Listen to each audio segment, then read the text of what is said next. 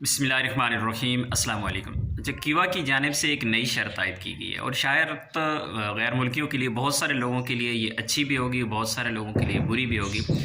شرط یہ عائد کی گئی ہے کہ آپ کا جو پروفیشن ہے، آپ اگر دوسری جانب کسی اور کمپنی میں ٹرانسفر کروا رہے ہیں تو آپ کا پروفیشن نئی کمپنی سے ریلیٹڈ ہونا چاہیے۔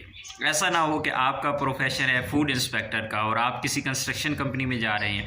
اسی طرح اگر آپ کی کوئی ایسا پروفیشن ہے جس طرح آپ الیکٹریشین ہیں اور آپ کسی مطعم کسی ریسٹورنٹ میں اپنا نقل کفالہ کروانا چاہ رہے ہیں، اگر کوئی چھوٹے موٹے مطعم ہیں، لیکن بڑے جو ہیں ان کے لیے تو الیکٹریشین کا کام بھی ہوتا ہے، لیکن چھوٹے مطعم کے لیے اسی طرح جب تک ایک کمپنی سے دوسری کمپنی تک آپ نے جو بھی نقل کفالہ کروانا ہے، ٹرانسفر کروانا ہے، تو دونوں کمپنیز کیٹیگری وائز سیم ہونی چاہیے، ادروائز یہ آپ کا نقل کفالہ نہیں ہوگا۔ یہ بہت بڑی اپڈیٹ ہے، اسپیشلی ان لوگوں کے لیے جو آزاد ویزا پہ کام کرتے ہیں، ان کے لیے بہت زیادہ مسائل پیدا ہوں گے، کیونکہ اکثر لوگ اپنے پروفیشن کے خلاف کام کر رہے ہوتے ہیں۔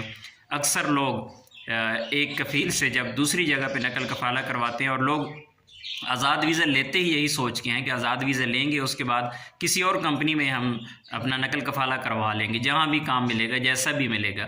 تو اگر تو کوئی بندہ پروفیشنل ہوتا ہے تو پھر تو اس کا مسئلہ نہیں ہوتا کہ سیم کیٹیگری میں چلا جاتا ہے دوسری کمپنی میں، لیکن ابھی زیادہ تر لوگوں کو اس طرح کے مسائل کا سامنا ہوگا، اسپیشلی آزاد ویزا والوں کا۔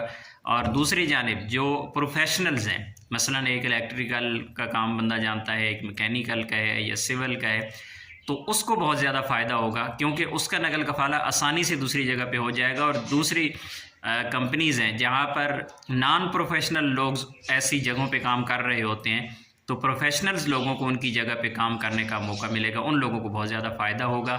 بہرحال سیم کیٹیگری کی اگر کمپنی ہوگی تو آپ کا نقل کفالہ ہوگا، اگر سیم کیٹیگری کی کمپنی نہیں ہوگی تو پھر نقل کفالہ نہیں ہوگا۔ السلام علیکم۔